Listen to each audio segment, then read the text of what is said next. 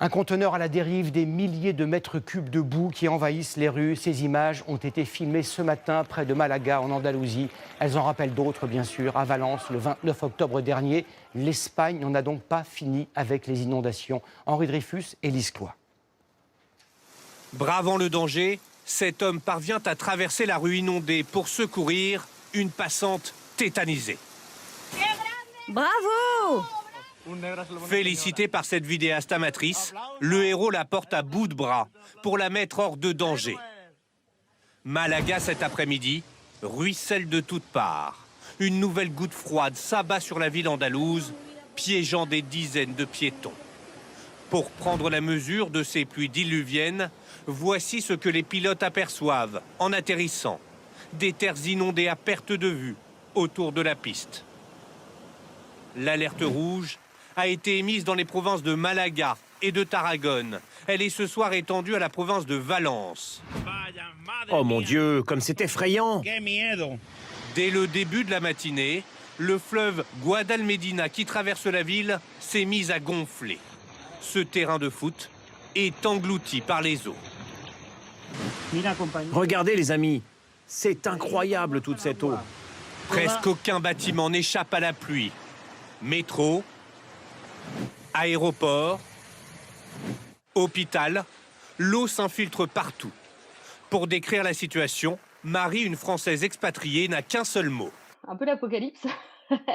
Enfin, c'est vrai que toute la pluie vient des montagnes, donc c'est de la terre, c'est de la boue, c'est impressionnant. Dans les rues autour de chez nous, comment dire, c'est des rivières.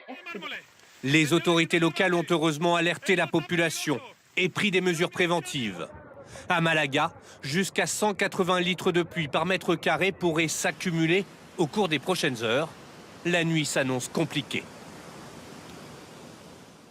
600 km plus au nord, le littoral près de Valence a été placé en alerte rouge. Il y a un peu plus d'une heure, l'agence météorologique espagnole vient de publier le communiqué suivant au ton alarmiste.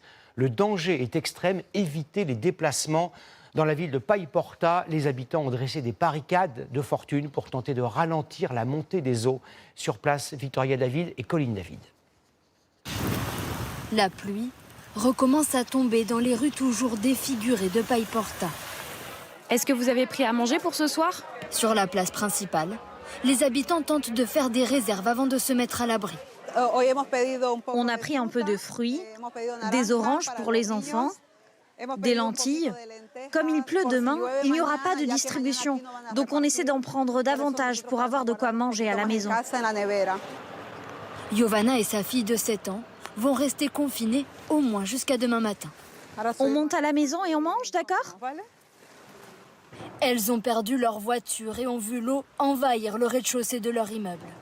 Toutes les deux sont encore traumatisées. On a peur de sortir dans les rues quand il pleut, à cause du choc qu'on a vécu. L'eau est montée jusqu'à 2 mètres ici. J'ai peur que ça recommence. Je ne veux pas revivre la même chose et souffrir encore.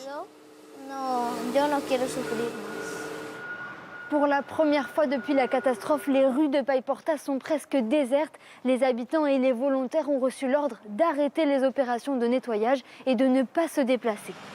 Quelques pompiers se pressent pour permettre à l'eau de s'évacuer. Les rares volontaires présents sont vite rappelés à l'ordre, y compris par les habitants. Merci beaucoup de nous aider, mais partez maintenant. Sinon, vous allez vous retrouver piégés.